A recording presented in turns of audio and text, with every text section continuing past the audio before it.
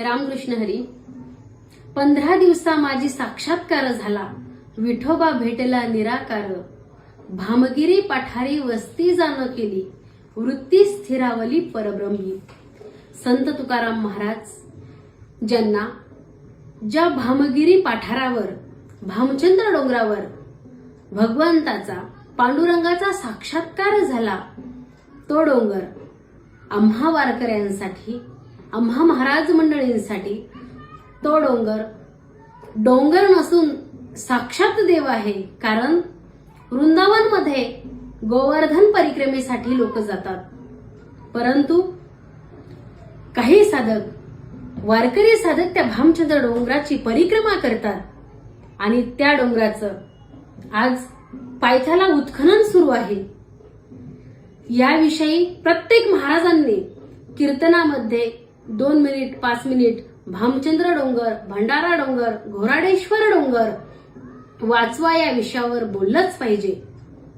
आपल्या वारकरी संप्रदायाचे हरिभक्त परायण मधुसंजी महाराज पाटील बाबांचा 2007 पासून खूप मोठा प्रयत्न आहे, परंतु आता आपण सर्वांनी बाबांना साथ द्यायची.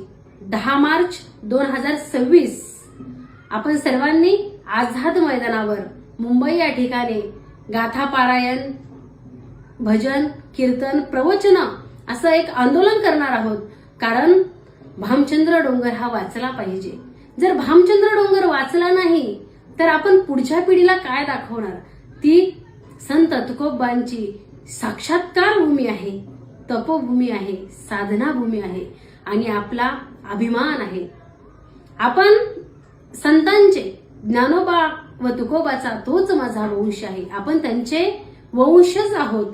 आपण ते वाचवलं पाहिजे आणि प्रत्येक महाराजांनी भामचंद्र डोंगरासाठी प्रयत्न करून, प्रत्येकाला माहीत नसेल परंतु तिथे उत्खनन सुरू आहे, जेसीपी लावले जातात आणि जर पायथा कोरण्याचं काम चालू आहे तर भामचंद्र डोंगर खाली यायला, कोसळायला वेळ लागणार नाही. आणि आपल्या समोर जर भामचंद्र डोंगर खाली आला, कोसळला, ती भूमी जर नाहीशी झाली तर हाच समाज आपल्या वारकऱ्यांना, महाराजांना विचारणार आहे, तुमच्या समोर भामचंद्र डोंगर उत्खनन सुरू असताना तुम्ही का बोलले नाहीत?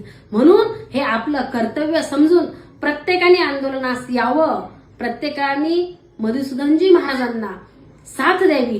रामकृष्ण हरी.